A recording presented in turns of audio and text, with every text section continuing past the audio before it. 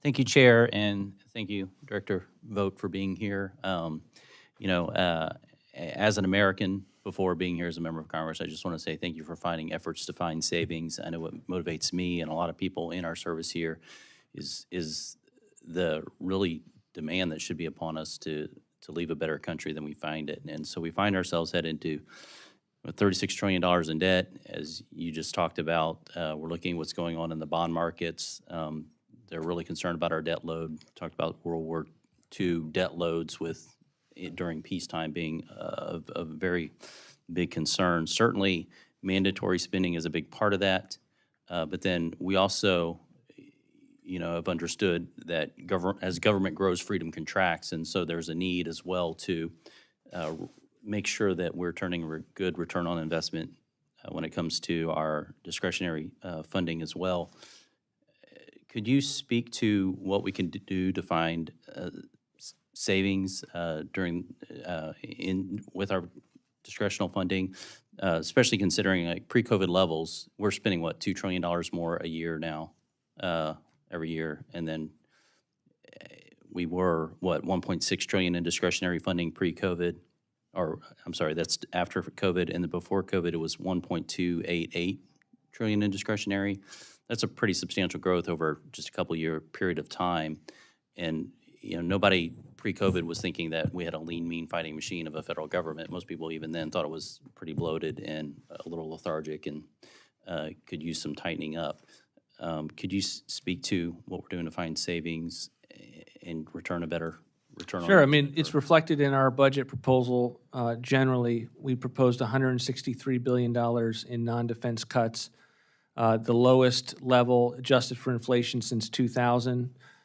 Not adjusted for inflation, it gets you back to your pre-COVID levels. And we really are trying to find programs that we believe are fundamentally wasteful or divisive. When you're providing $315 million for preschool grants for CRT indoctrination for 4-year-olds in Minnesota, we think that money is not just wasteful, but it's actually harming the country as a whole and those individuals.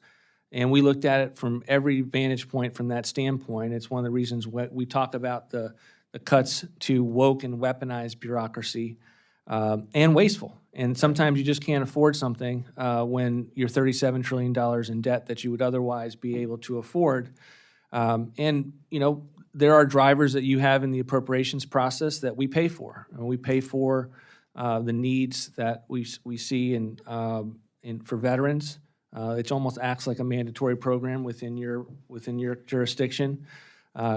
We have proposals for rental reform to block grant to the states and require a cost share with states so that we don't have people that are too soon moving off these programs into self-sufficiency. That's another driver that you all are facing with that is on your books.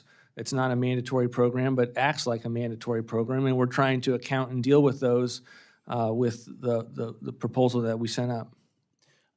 I was late to this hearing because I was in the DOGE subcommittee hearing in which we were talking about NGOs that we call them NGOs, but many of them have well over 50% of their funding coming from the federal government. One I highlighted was Endeavors, which was a big part of the apparatus, really the industry that stood up to bring illegal immigrants. Over 90% of their funding was coming from the federal government, and they kind of ceased to be an NGO at that point. Can you talk about how you're evaluating these, I would call them quasi-government entities as opposed to an NGO? I think it was over 35,000 of them are getting more federal dollars than they are donations.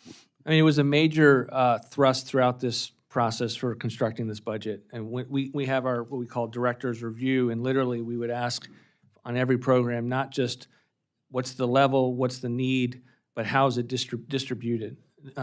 We want to make sure that if this is going to a nonprofit, the extent to which that nonprofit shares our views and is not putting forward some of the ideologies that we have fundamental issues with. And so I can't give you a rack up of what we found other than to in the areas that we put forward cuts, we have concerns in addition to the value proposition of those dollars.